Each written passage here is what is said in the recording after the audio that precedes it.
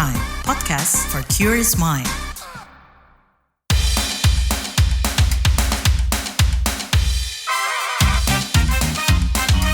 Kamu lagi dengerin podcast What's Trending. Tanggal 2 Maret setiap tahunnya diperingati sebagai Hari Kesehatan Mental Remaja Sedunia. Peringatan dilakukan demi mengedukasi semua orang akan pentingnya sadar kesehatan mental yang dihadapi remaja. Peringatan ditujukan untuk menghilangkan stigma kesehatan mental. Lantaran menurut WHO masih ada anggapan kesehatan mental sebagai suatu hal yang supranatural. Apa aja gangguan kesehatan mental yang dialami remaja Indonesia saat ini dan mengapa tak semestinya diabaikan? Itulah yang mau Lea bahas di podcast What's Trending.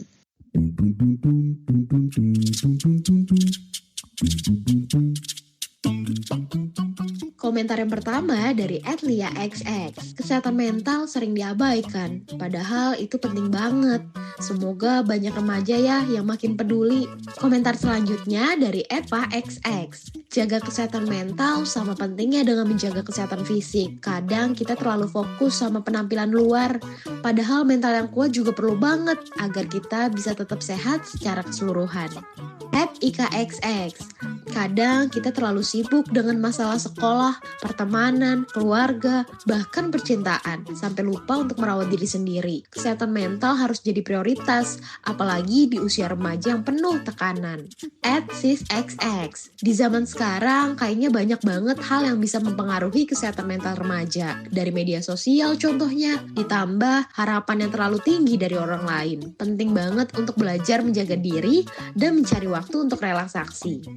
@yxx. Aku sangat setuju jika zaman sekarang orang-orang lebih terbuka dengan gangguan kesehatan mental. Ayo Gen Milenial dan Gen Z, tunjukkan kesehatan mental kalian. @xxx. Semenjak ada kata baper, lebay, dan alay ngebuat seseorang jadi malas, malu, dan takut buat cerita mengenai apapun yang ia rasakan. Kadang kata banyak drama juga ngebuat seseorang takut buat nyeritain apa yang ia rasakan.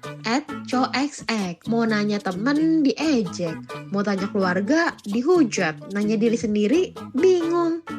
@asaxx. Isu yang tak pernah dibahas di Indonesia adalah isu mental health, kesehatan mental, padahal isu ini sama pentingnya dengan kesehatan fisik. Bahkan lebih dari itu, karena tak terlihat, dan kesehatan mental seseorang juga sangat berpengaruh pada produktivitasnya. Bayangin jika seseorang terlalu overthinking dan menganggap dirinya gila, yang berdampak pula pada kondisi jiwa dan bisa menimbulkan stres, depresi, self-hate, bahkan menyakiti diri sendiri.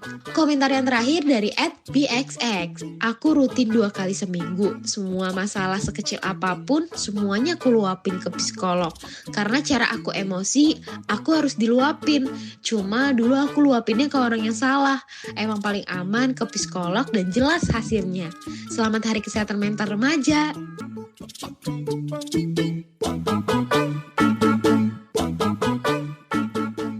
KPAI menemukan sejumlah kasus gangguan mental pada remaja yang perlu mendapatkan perhatian serius. Apa aja? Kita tanyakan langsung kepada Wakil Ketua Komisi Perlindungan Anak Indonesia, KPAI Jasra Putra. Halo Pak Jasra. Ya, Pak, mungkin KPAI sendiri gimana nih Pak melihat Hari Kesehatan Mental Remaja nih?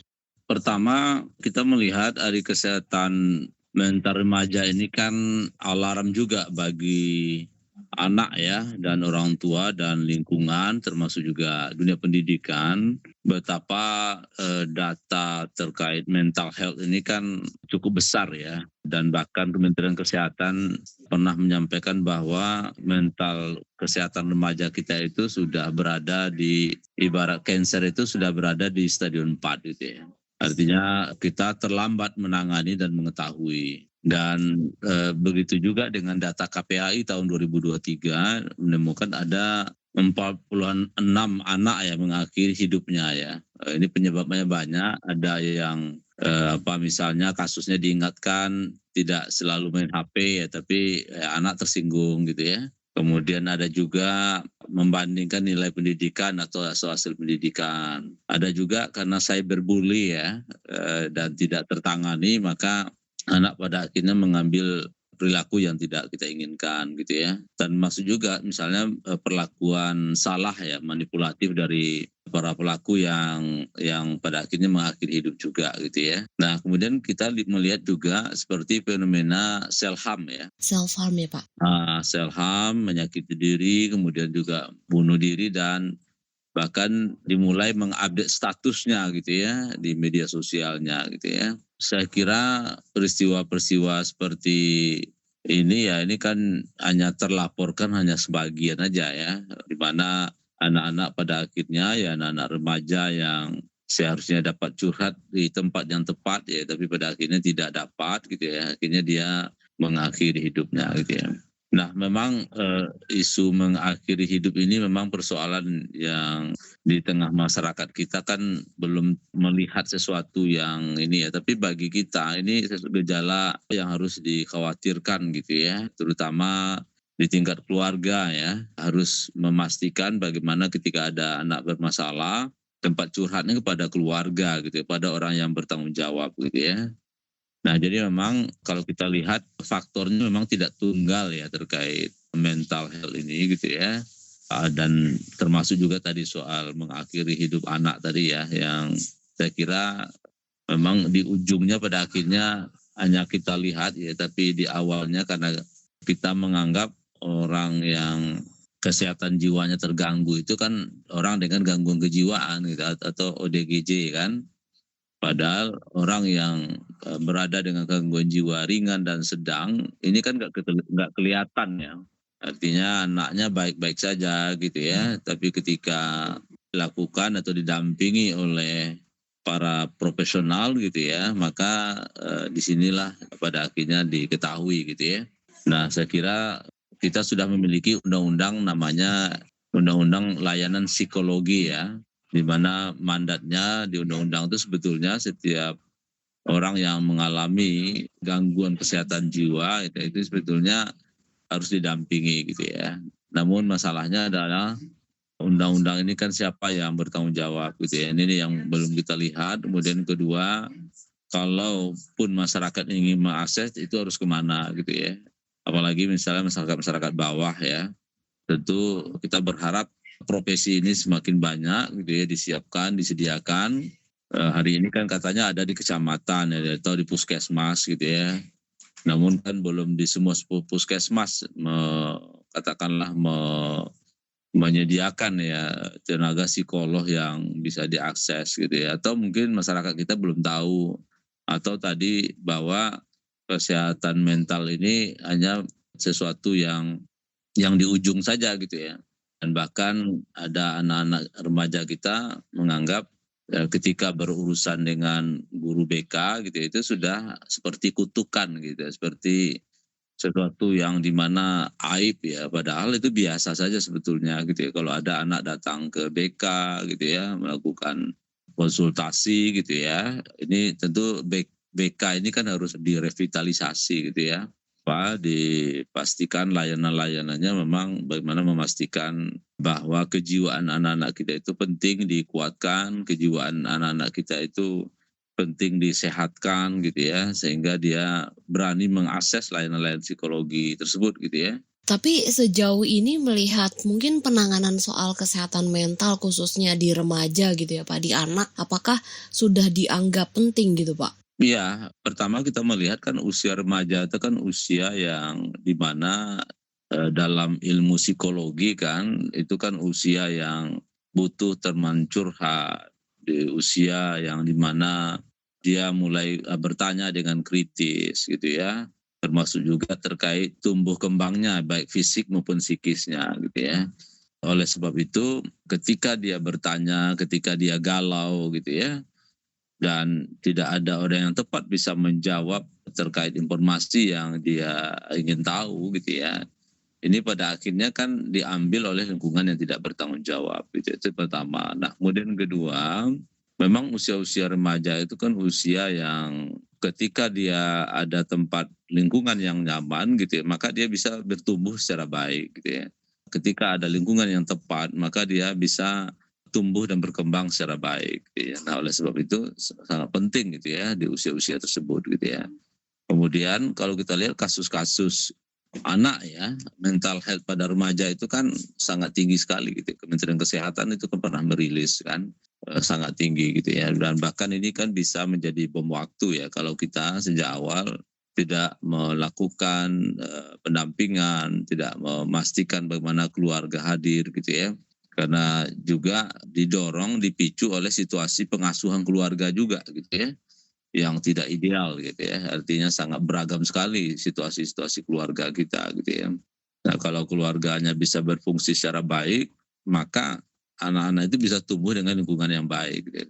Tapi kalau keluarga yang di lingkungan di mana lingkungan yang pengasuhan yang tidak ideal gitu ya, orang tua sibuk dengan pekerjaannya gitu ya, kemudian tidak mengerti bagaimana cara berkomunikasi secara baik dengan anak gitu ya. Nah, maka di sinilah potensi itu ya, pada akhirnya anak-anak ini pada akhirnya mencari cara gitu ya terkait kegelisahan dirinya karena usia remaja sesuai dengan usia tumbuh kembangnya gitu ya, kepada tempat-tempat yang katakanlah tadi yang tidak bertanggung jawab gitu ya. Pak, kalau kita tahu kan dari pemerintah sendiri udah ada screening kesehatan mental itu ya Pak ya, yang di puskesmas itu kan nggak cuma menyasar orang-orang dewasa, tapi anak-anak di usia sekolah juga disasar nih. Nah mungkin selain itu perlu ada program-program pemerintah yang lain nggak sih Pak untuk mengatasi gangguan kesehatan mental pada remaja gitu?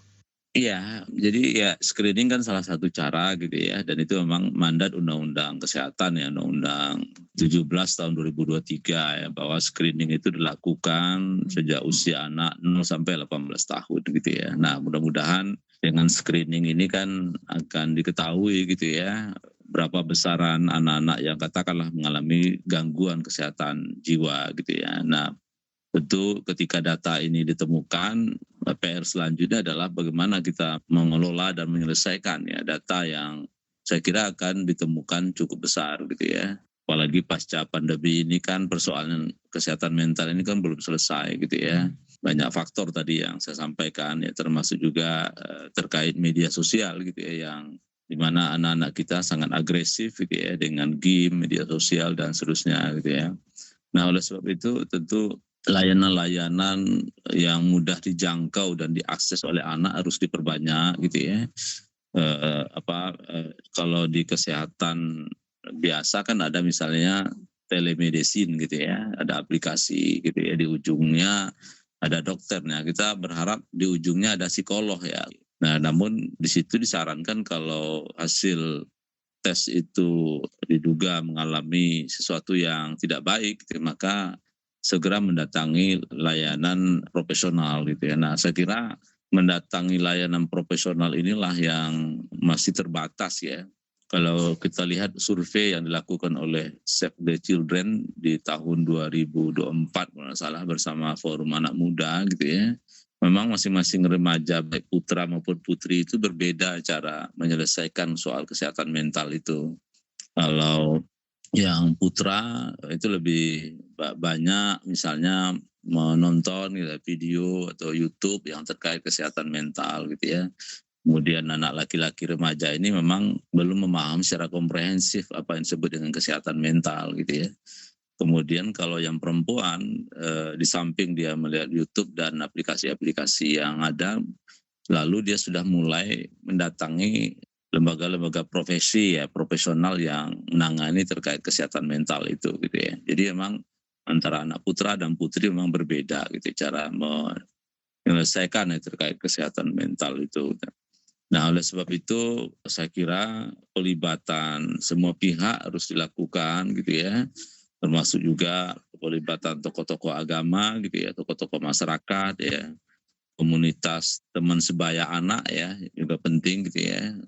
Maka semua pihak ini harus ditingkatkan perannya gitu ya, sehingga anak-anak kita gitu ya itu bisa betul-betul tumbuh pada lingkungan yang baik gitu Pak. Oke, baik Pak Jasra, terima kasih banyak ya Pak ya atas waktunya. Ya, sama-sama. Seperti janji saya tadi, sekarang saya mau tanya-tanya ke psikolog. Pertama, saya mau cari tahu dulu nih, gangguan kesehatan mental apa aja yang kerap terjadi pada remaja bersama Ketua Asosiasi Psikologi Kesehatan Indonesia, Yunike Sri Tia Suci. Halo Bu Tias. Ya, Bu, gimana sih Ibu melihat peringatan Hari Kesehatan Mental? Hari Kesehatan Mental Remaja ini di dalam bahasa Inggris adalah World Teens Mental Wellness, bukan mental health ya, beda. Mental health dengan mental wellness. Kalau mental health kesehatan mental atau kesehatan jiwa, tetapi mental wellness itu berkaitan kesejahteraan. Itu. Jadi itu penting sekali bahwa di dalam hal kesejahteraan belum sampai ke stres yang sampai bantuan profesional, tetapi bagaimana menikmati hidupnya ketika dia masih belum punya masalah. Jadi istilahnya promosi dan prevensi jangan sampai mendapatkan masalah-masalah kesehatan mental. Maka kesejahteraan diri perlu dikelola. Misalnya pada remaja, mereka juga punya hak untuk bergaul dengan teman-teman sebayanya. Beri waktu untuk mereka menikmati dengan teman-teman peer-nya itu, misalnya seperti itu. Jadi itu penting untuk diketahui, itu Mbak. Nah, gangguan mental apa aja nih Bu yang biasa terjadi pada remaja dan bagaimana nih penanganannya? Paling sering dihadapi adalah berkaitan dengan sekolah. Ya, pemerintah sekarang dengan peraturan-peraturan yang baru memang bikin stres. Kemarin waktu melanjutkan sekolah mau ke universitas atau ke SLTA selanjutnya dengan sistem rayon segala macam itu stressful sekali sampai beberapa kan melakukan demonstrasi juga. Itu karena berkaitan dengan pertaruhan pendidikan dan masa depan mereka. Sehingga kalau mau ya pemerintah harus perhatiin ini, jangan mengubah kebijakan begitu saja tanpa memperhitungkan kesejahteraan mental para remaja ini yang sedang meniti masa depannya gitu. Jagain mereka itu perlu secara pemerintahnya, itu penting sekali. Remaja sendiri juga perlu menyadari bahwa aturan pemerintah mungkin bisa berubah dan dia harus siap menghadapi perubahan-perubahan itu. Itu penting untuk diketahui. Kemudian juga selain pendidikan, biasanya di dalam kehidupan remaja itu kan kehidupan pribadi dan relasi sosial dengan teman-teman. Entah itu teman sebaya berkaitan dengan persahabatan, entah itu juga mulai dengan asmara ya, kehidupan romantis. Nah, itu adalah dunia yang menurut saya paling membuat stres remaja. Begitu Mbak. Nah, kalau ngomongin program pemerintah sendiri yang sekarang nih Bu, menurut Ibu tuh udah memperhatikan kesehatan mental remaja belum sih Bu? Masih sangat limited, masih sangat kurang. Sudah ada, tetapi belum maksimal. Apalagi akses pada layanan kesehatan mental atau kesehatan kalau untuk remaja reproduksi ya. Itu karena tentang menstruasi, kan remaja bisa saja terlambat menstruasi atau menstruasi terlalu dini untuk yang perempuan misalnya. Itu perlu diperhatikan. Jadi akses itu, atau kalau mau yang lebih serius bermasalah, remaja yang hamil sebelum menikah, pacaran kebablasan hamil. Itu mereka itu bisa pada titik frustrasi dan bisa bunuh diri karena memang kasusnya sangat serius di mana layanan kesehatan reproduksi kehamilan pada remaja yang khususnya belum menikah itu boleh dikata limited dan mungkin pakai rahasia dan sebagainya. Padahal kesehatan adalah hak setiap individu, itu harus penting. Maka kesehatan reproduksi juga menjadi hak pada remaja perempuan untuk mengakses, karena kalau enggak bisa mengakses layanan kesehatan yang resmi, mereka mengakses layanan yang ilegal, misalnya terus melarikan diri, aborsi ke tukang dukun dan sebagainya. Karena mereka ingin menyelesaikan masalahnya dengan caranya sendiri yang mungkin kurang bijaksana, begitu. Baik, terima kasih Ibu Tias. Ya, Terus saya juga mau menanyakan nih cara mengelola stres buat remaja. Kali ini saya obrolin bareng psikolog anak Veka Ange Pramita. Halo Kak Veka. Halo. Kak, kemarin kan Hari Kesehatan Mental Remaja nih Kak. Aku mau tanya dong terkait dengan masalah kesehatan mental remaja. Apa sih Kak yang umumnya terjadi dan mungkin apa nih yang bisa menyebabkan stres misalnya?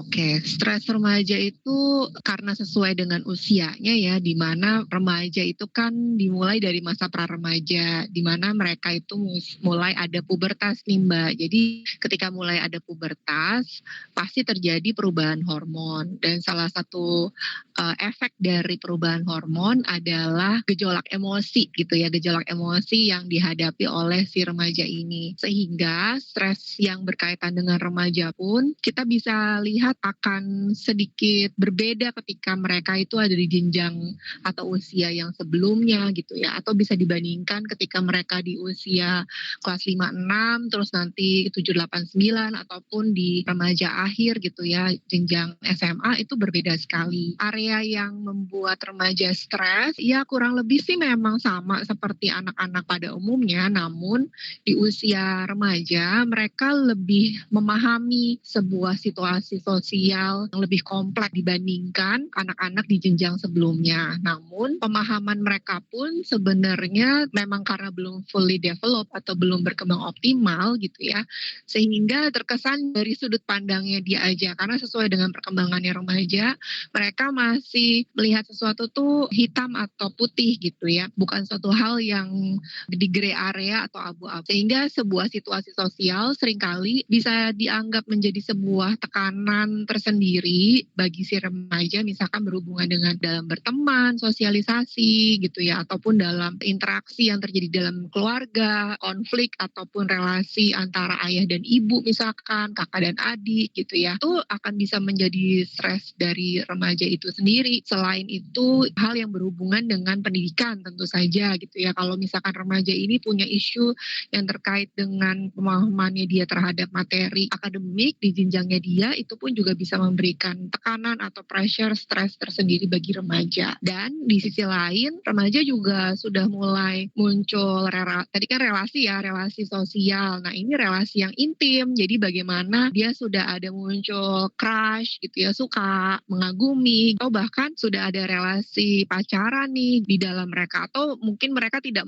memberikan label, tapi sebenarnya dari relasi yang kita lihat sebenarnya itu udah masuk kategori pacaran itu sendiri ya. Jadi hal-hal ini sebenarnya sangat bisa mempengaruhi remaja. Nah, kalau manajemen stres pada remaja sendiri gimana sih, Kak? Manajemen stres pada remaja itu belum dipahami seutuhnya sebenarnya oleh para remaja ya. Sebenarnya orang dewasa pun juga demikian, masih perlu belajar. Tapi seringkali remaja itu mereka sangat-sangat buta banget. Cara berpikir mereka adalah dapat atau nggak dapat. Kalau nggak dapat itu berarti wah akhir dari dunia nih. Berhasil atau nggak berhasil berarti this is the end of the world. Jadi tadi pemahamannya itu ya se-ekstrim itu memang gitu ya. Nah jadi hal yang berhubungan dengan bagaimana remaja menyikapi itu terus saja sangat membutuhkan edukasi. Mereka perlu mengerti bahwa peranan hormon yang terjadi di dalam perpubertas itu pun berperan.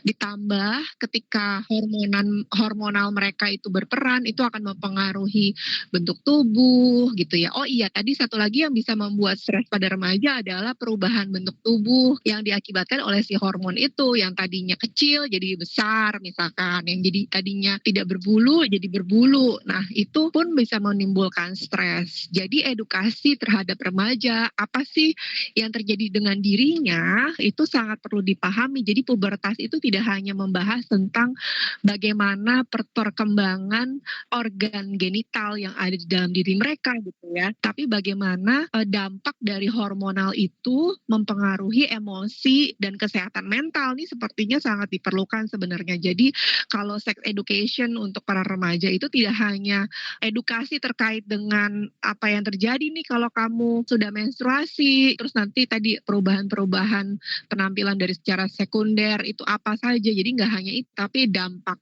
secara psikologisnya apa sih dan cara mengatasinya bagaimana, itu remaja sangat perlu diajarkan dan didampingi sebenarnya, Mbak. Nah, itu bisa dilakukan sama remaja itu sendiri nggak?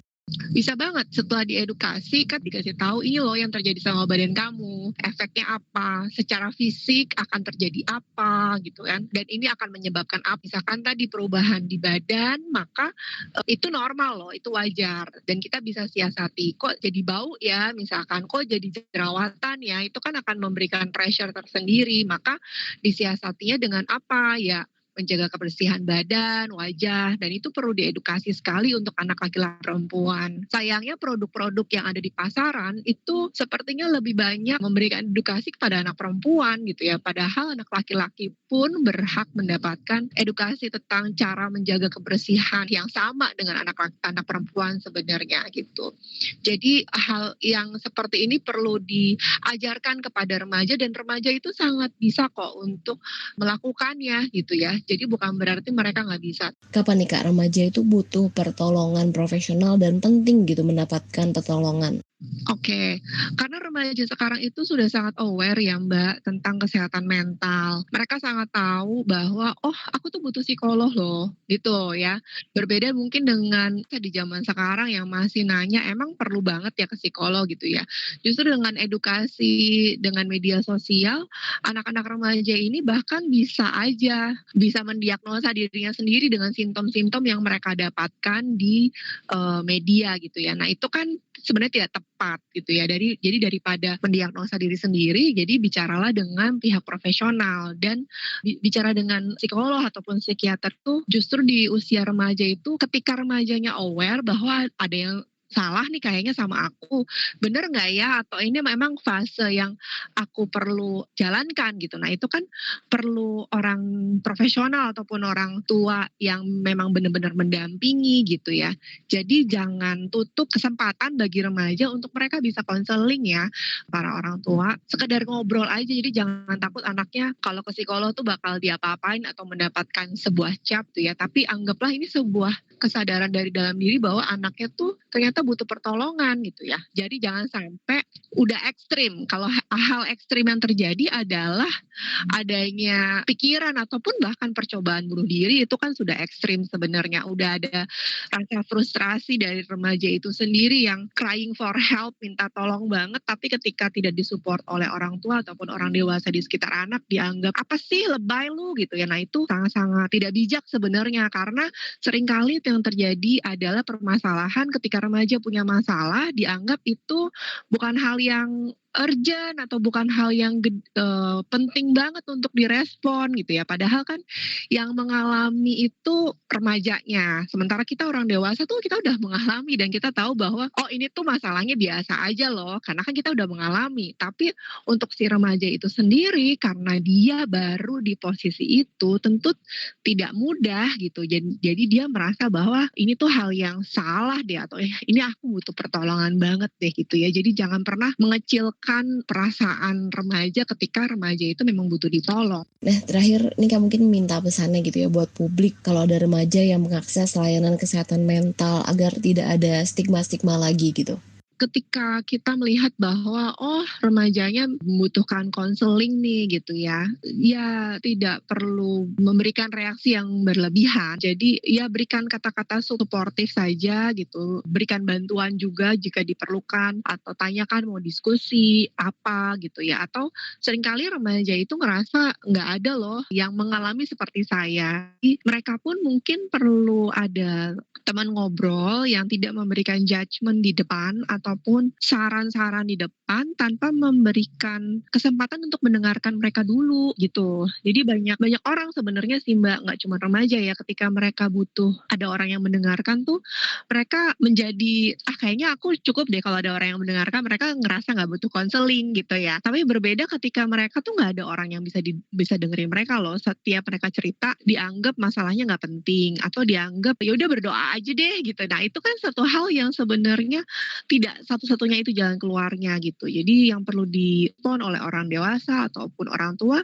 boleh tanya ada apa atau mau cerita ke kami dulu gitu ya. Atau kalau saya sama remaja, saya selalu akan bilang bahwa karena mereka masih di bawah orang tua, diasuh oleh orang tua, jadi pembicaraan di dalam ruangan dengan remaja itu pun kan perlu saya sampaikan kepada orang tua gitu. Tentu saja saya juga akan tanya apa yang kira-kira tidak perlu orang tua tahu gitu. Remaja ini berhak kok ngasih tahu. Saya nggak mau mama tahu tentang ini, tentang ini, tentang ini. Nah apabila itu terkait dengan keselamatan jiwa, saya akan langsung bilang bahwa nggak bisa, ini orang tua harus tahu. Atau memang ini adalah masalah yang memang berhubungan dengan konflik yang dirasakan oleh remaja itu sendiri. Maka saya akan bilang sama remajanya, bagaimana kalau kita atur untuk konseling keluarga yuk gitu. Atau nanti aku ngomong ya sama papa mama supaya relasi komunikasinya bisa lebih baik lagi gitu. Akan lebih baik kan, ada perubahan dibandingkan kamu merasa tidak dipahami gitu. Ada misunderstanding kebanyakan sih karena itu. Gitu sih Mbak. Terima kasih Kak Peka. Ya, terima kasih. Sama-sama Mbak.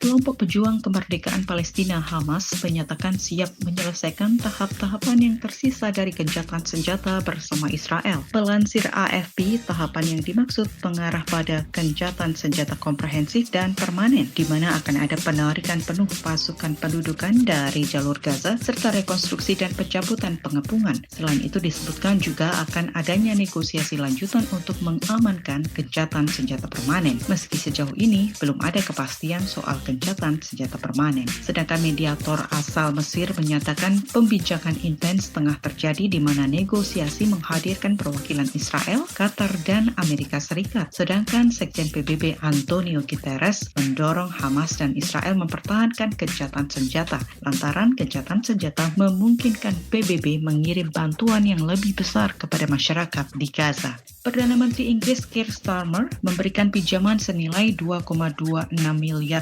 euro atau setara 74,1 triliun rupiah. Pinjaman diberikan setelah Presiden Ukraina Volodymyr Zelensky dan Keir Starmer menandatangani perjanjian pinjaman. Zelensky mengatakan negaranya bakal menggunakan pinjaman tersebut untuk memproduksi senjata. Zelensky juga menyatakan rasa terima kasihnya kepada warga dan pemerintah Inggris yang disebut selalu mendukung Ukraina sejak awal perang dengan Rusia. Menteri Keuangan Inggris Rachel Reeves mengatakan pinjaman bakal dibayarkan dengan pendapatan dari aset negara Rusia yang dibekukan. Reeves menyatakan pinjaman diberikan sebagai dukungan Inggris yang tidak tergoyahkan dan terus berlanjut pada rakyat Ukraina. Reeves mengungkap pinjaman diharapkan bisa membantu meningkatkan keamanan Ukraina dalam menjaga teritorialnya.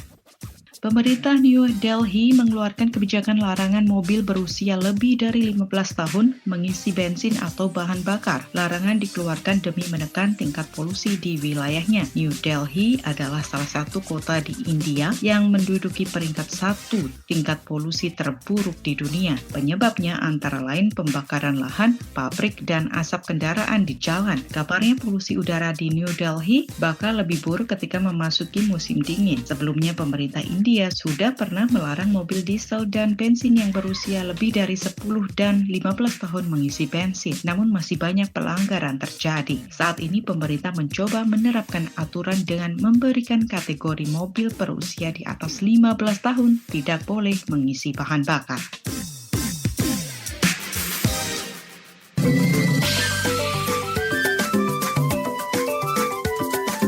WhatsApp Indonesia.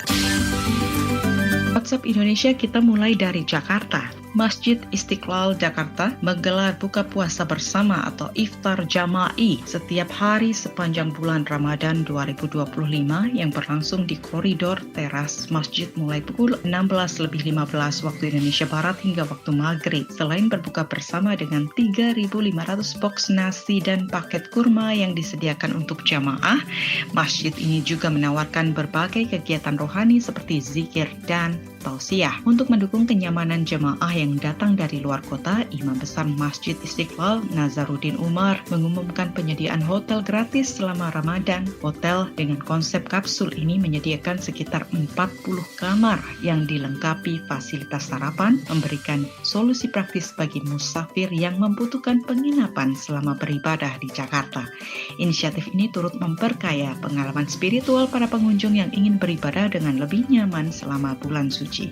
Masih dari Jakarta, Menteri Keuangan Sri Mulyani Indrawati mengumumkan bahwa mulai 1 Maret 2025 pemerintah akan menanggung sebagian pajak pertambahan nilai atau PPN untuk tiket pesawat ekonomi domestik selama periode mudik lebaran. Berdasarkan Peraturan Menteri Keuangan Nomor 18 Tahun 2025, PPN untuk tiket pesawat yang dibeli antara 1 Maret hingga 7 April 2025 dan digunakan antara 24 Maret hingga 7 April 2025 akan dikurangi. Masyarakat hanya perlu membayar PPN sebesar 5%, sementara 6% lainnya ditanggung pemerintah. Langkah ini diharapkan dapat menurunkan harga tiket pesawat hingga 13-14% sebagai bagian dari upaya pemerintah untuk meringankan beban masyarakat yang akan mudik lebaran.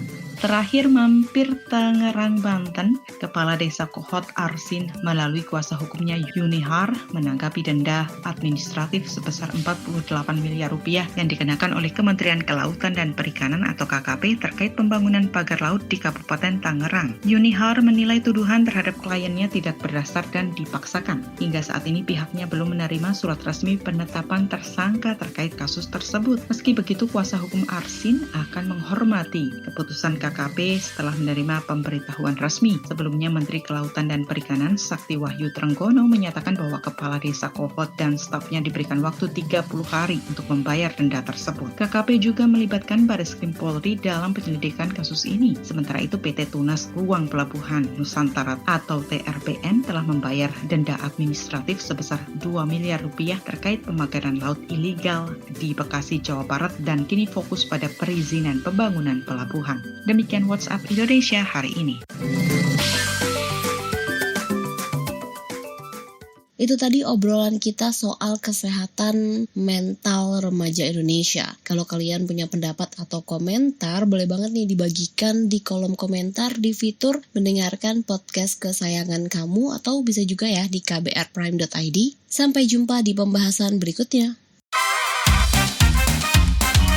Kamu lagi dengerin podcast What's Trending.